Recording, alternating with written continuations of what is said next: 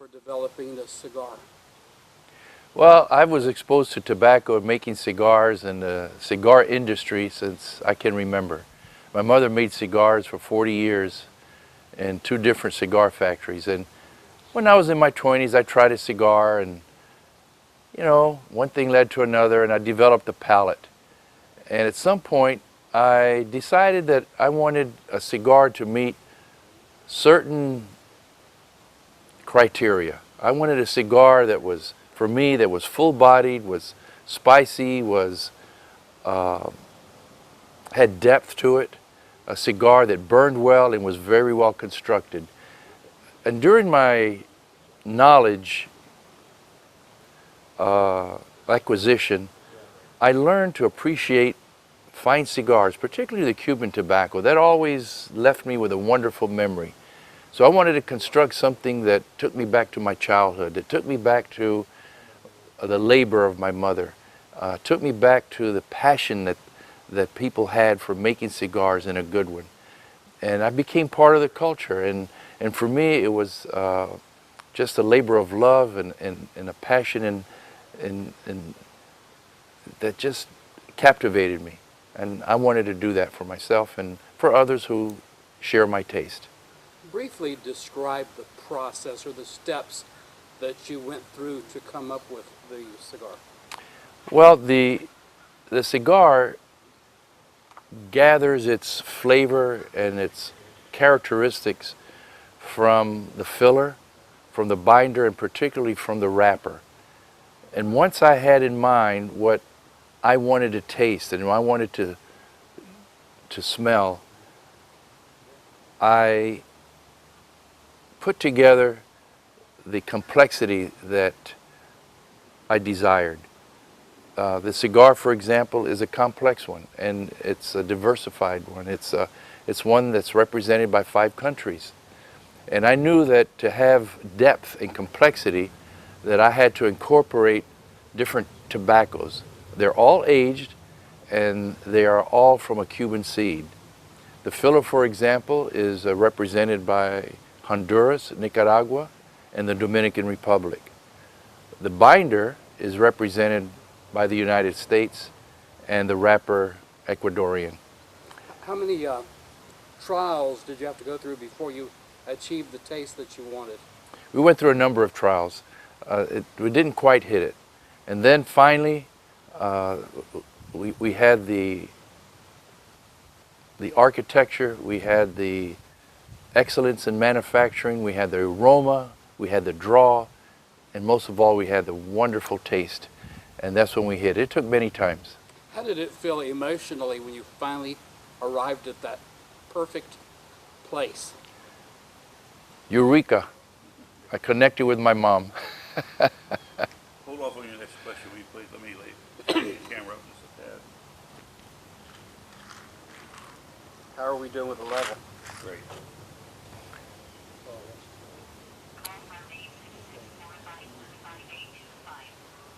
Is that you? That's mine. Hold on a second. You want me to get the phone for you? Yeah. Just hand it to me, I'll turn it off. It might be your photographer. Yeah. Could be.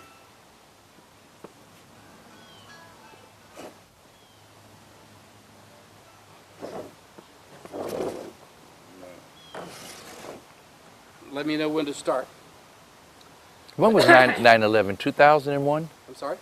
9/11 was 2000? 2001, My mother's been gone 10 years, man, in July. Wow. My mother was gone 50 this past November. 50? Wow. I was 13 when she died. Wow. And you know what? I remember that day like it was yesterday. Yep.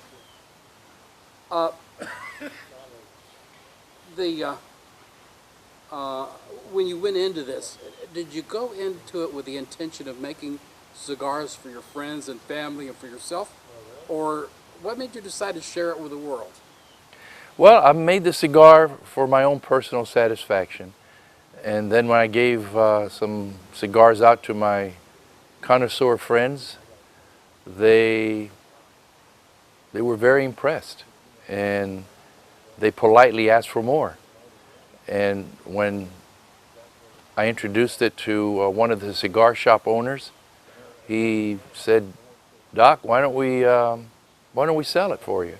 So it was very, very well received. So it made me feel really special that my taste in cigars is appreciated by some very fine palates, some connoisseurs in the tobacco world. How much did your mother's memory play into what you did? Your mother worked very hard in the cigar factories for a number of years. And what do you think she would think of what you were doing? Well, her memory plays a major role. I enjoy cigar for many reasons, but when I light one, I think of my mom and the days she used to come home smelling of tobacco, and having visited her in the factory, I knew that she worked in a non-air conditioned environment with facing the weather conditions that were not controlled, and it's almost like a sacred experience. It takes me back to that culture, takes me back to Mom. I think she would be very proud. I think she would tell me, "Jack, don't smoke too much, everything in moderation." And I agree. As a physician, I have to say that. I think cigars are a wonderful, wonderful pastime, a wonderful pleasure. But as a physician, I have to say that we do and should smoke in moderation.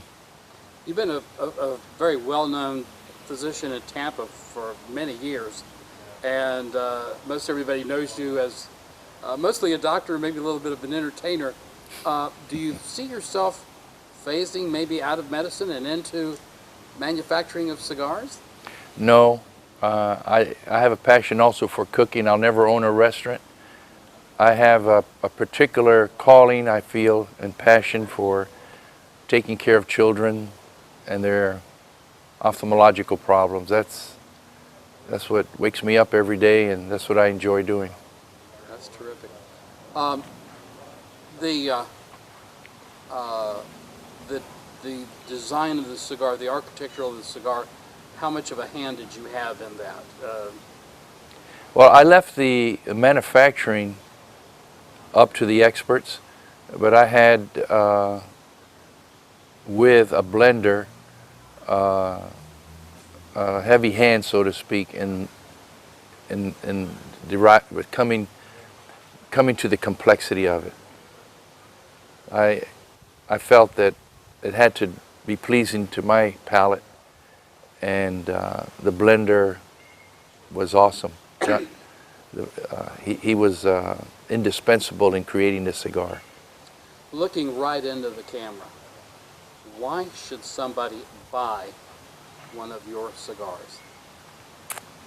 Well, if you enjoy complexity, if you enjoy wonderful aroma, and if you want to excite your palate and have the luxury of a great cigar with its construction, with its draw, with its aroma and taste, you should try it. It's a beautiful cigar.